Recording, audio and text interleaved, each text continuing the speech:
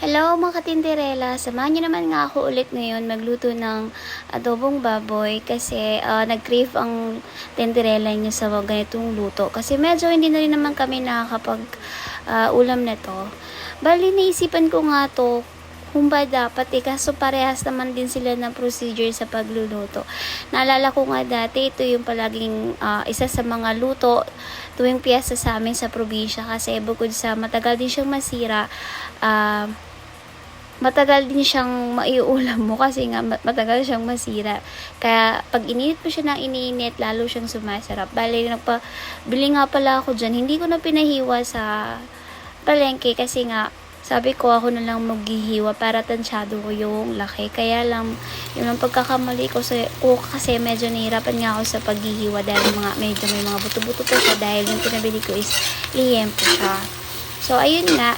Bali, nagiyat na din pala ako ng sibuyas at bawang and then pinakulo ko nga pala yan at pinatuyo hanggang sa maging ganyan yung itsura niya. Medyo napiprito na siya kasi mas masarap nga diba sa baboy yung ganitong medyo napiprito siya or natutuyo siya sa sarili niyang mantika. Para medyo pag kinay mo siya, hindi siya nakakaumay kasi medyo crunchy siya, ganun. Tama ba?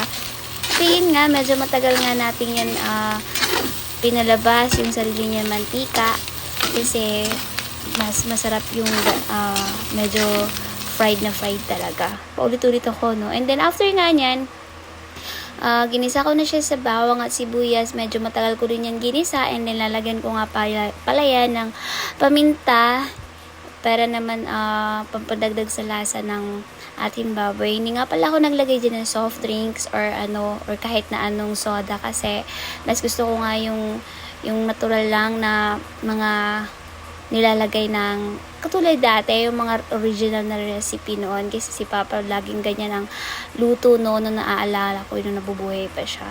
At ayan nga, pinagsama ko na nga pala yung oyster sauce dyan and then yung toyo. And then, hahalo-haluin lang natin yan. And then, after yan nga pala, pakukuloyin ko lang ng konti at lalagyan ko ng konting asukal para medyo bumalansi yung lasa niya. And then, gusto ko rin yung medyo manamis-namis siya kasi ayoko yung masyadong nakakaumay. Pag manamis-namis kasi siya is alam mo yun, nagbabalance talaga yung lasa niya. At ayan nga, yun na yung finished product natin. Napakasarap niyan mga tinderela. Sabaw pa lang is ulam na. Ayun lang, maraming salamat sa panonood. Thank you and God bless.